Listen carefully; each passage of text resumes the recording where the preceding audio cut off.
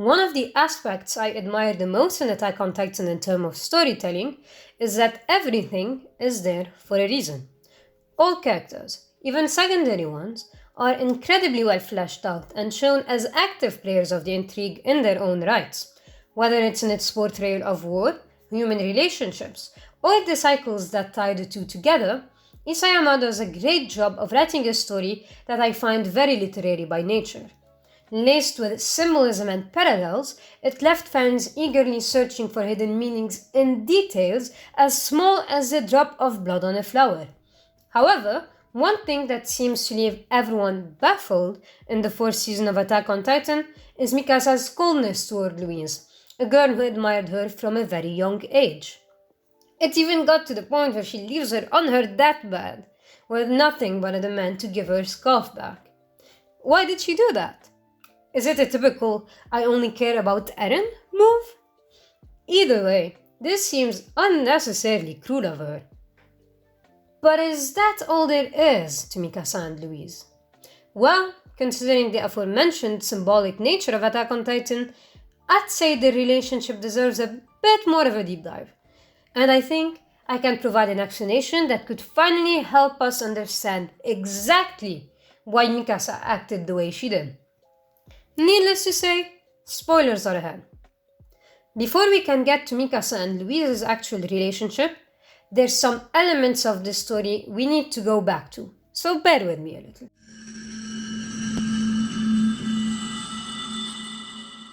First, let's start at the beginning and establish what the scarf symbolizes.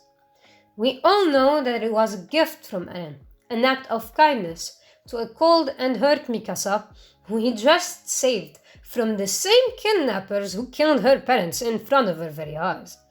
Quite the impactful gesture. To Mikasa, that moment sealed her love, admiration, and almost blind devotion to Eren. The anime constantly reinforces that by reminding us of Mikasa's attachment to the scarf. It reminds her of Eren and her one-track mind supposedly solely focused on him, to her own detriment. It warms the darkness of my soul. Got anything like that, Connie? But throughout the anime, we also had the chance to see that Mikasa is very much her own person, with her own various attachment to multiple people and her own ideals and reasonings that differ sometimes from Eren. One such example was when she listened to Hanji when it came to deciding how to choose between Armin and Erwin, unlike Eren, who had to be escorted by force. Despite these clear hints that Mikasa is very much her own person with or without Eren, we can't deny that her love and admiration for him, as well as her dependency and blind devotion, is a big part of her character. Ultimately, this is what the scarf symbolizes: the all-consuming relationship between them, the good and the bad. Mikasa always treasured it and found comfort in her link to Eren. Or at least, until one event that changed everything.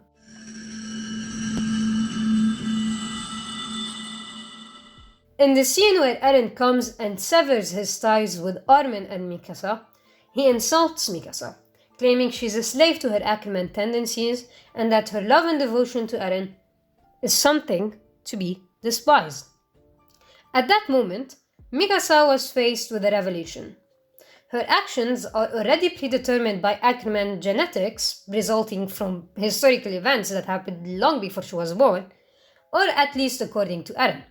And maybe her relationship with him isn't as good and pure as she'd think it is. To put it simply, she found herself stuck in a cycle. And while the Ackerman genes explanation was proven to be false, this revelation still held some truth. Unbeknownst to her, Mikasa's relationship with Eren was part of a bigger cycle of self-consuming feelings and admiration that started with Ymir, Fritz, and the King centuries earlier. Now faced with this, Mikasa simply stopped. She removed the scarf and, confused and alone, took one decisive action that would define her approach to a generational and cyclical curse. And that is self-reflection. With that being said, Most of you already know that Mikasa isn't the only one who was faced with a revelation that made them question everything they had ever known. Mikasa's experience is parallel to Eren's discovery of his father's memory at the touch of Historia's hand. However, what ultimately differentiates them is the way they chose to deal with it.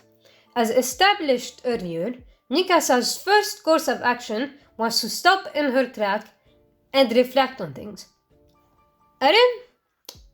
He did the exact opposite with his whole moving forward and tatake approach. As the ending showed us, Mikasa broke the cycle by reflecting on herself and ultimately healing and making peace with herself and her relationship with Eren, while our dear protagonist fell into the system to its extreme in an attempt to end the struggle, but ultimately failed to do so. This brings me to another important point to unlock the meaning of Mikasa's relationship with Louise. Eren and Mikasa are narrative foils, characters who contrast with another character, typically a character who contrasts with the protagonist, in order to better highlight or differentiate certain qualities. It could be said that Eren is a narrative foil to Mikasa as a way to show her virtue, but that's a different conversation. And I know what you're all thinking. What does that have to do with Mikasa and Louise? Well, we've established that the scarf symbolizes Mikasa's relationship with Eren, including her self-consuming feelings toward him that traps her in a toxic cycle. We've also established that Mikasa and Eren are narrative foils in the way they chose to deal with their respective harmful cycles.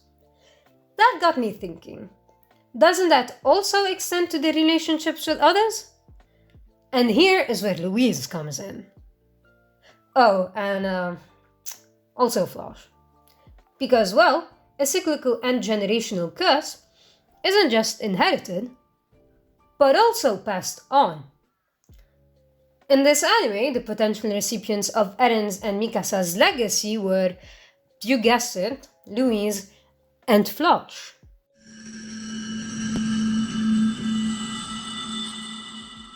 We can see the resemblance between Floch and Eren's situation.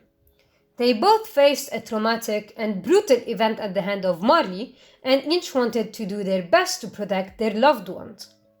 Floch looked up to Eren and sought to adopt what he perceived to be his way to beat the cycle that caused their suffering. Eren, for his part, gladly took Floch under his wings and left him to perpetuate the same cycle of hate that trapped them. With Mikasa and Louise, things went differently. Initially, Louise was introduced as a bright-eyed little girl who bore witness to Mikasa saving her and other civilians when they were attacked by Titans during the invasion of Trust. That left in her a feeling of admiration and devotion to Mikasa, similar to what Mikasa experienced with Eren, who saved her from the kidnappers. When we meet Louise again in Season 4, these feelings had time to fester in her and take roots. Now she's determined to achieve exactly what these feelings always encourage her to do, to follow in Mikasa's footsteps and maybe fight alongside her at the expense of her own being.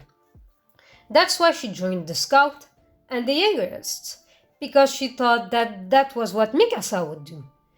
But to Mikasa, her expression of admiration wasn't flattering, but it reminded her of when Eren saved her, for the first time, in a darker light. But to pinpoint exactly when Mikasa started passing on the toxic cycle she was in onto Louise, the timing of their exchange is key. Mikasa decided to leave her scarf behind while leaving to fight the Titans transformed by Ziki with Louise. She leaves the scarf behind because to her it became associated with something that caused her to be conflicted, and she needed to focus on the matters at hand and go fight. She had no time for it. Or maybe she just did not have the strength to deal with it. However, her leaving the scarf unattended in front of Louise, who just achieved her goal to fight alongside Mikasa, was the chance she was waiting for to get even closer to her, to feed onto the toxic and self-consuming aspect of her feelings. That exchange symbolizes Mikasa's refusal to look at her role in this toxic cycle in the face and accept the fact that the Eren she knows is possibly gone for good. By doing that, she inadvertently let it pass on to the next person. And what do you know? Louise ends up mortally wounded by a thunder spear while she was distracted looking at Mikasa. I think to Mikasa, that was the wake-up call she needed. Seeing Louise on her deathbed, crediting Mikasa for the road her life had taken, one which closely mirrored hers, along with the affirmation that Eren wanted to throw away the scarf, was all she needed to realize that, yeah, some aspects of her relationships with Eren were heavily flawed. Louise didn't see any harm in this dynamic, like she didn't see any harm in taking the scarf that symbolizes it. And so, if it was just gonna get tossed, I figured it wouldn't hurt anything if I... Give it back. But Mikasa did. Mikasa understood that it does hurt, and it's a burden for her to bear, her problem to deal with, and not one she'd want to pass on.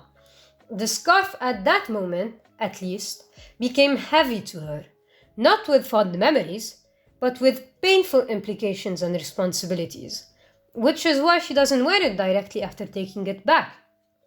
By taking back the scarf, she ensured that Louise's last moments would be her own, not spent losing herself in someone else, as Mikasa had been. Unlike Eren, who gladly passed on the toxic cycle and his flaws to Flash, Mikasa refused to feed onto Louise's effort to become like her and became aware of the implications that passing on such a legacy can have on a person. To me, that scene marked the tipping point that kick-started her journey to ultimately break the cycle with Eren's death. After all, what's the point of healing the wounds of the past and the present if you just pass on the pain for future generations to endure? And maybe it was too late for Louise, as she already suffered the consequences of Mikasa's legacy, but to me, her ignoring Louise in favor of taking back her scarf wasn't an act of cold, self-centered cruelty, but a last act of kindness to a dying girl she saw herself in. And I think that's beautiful.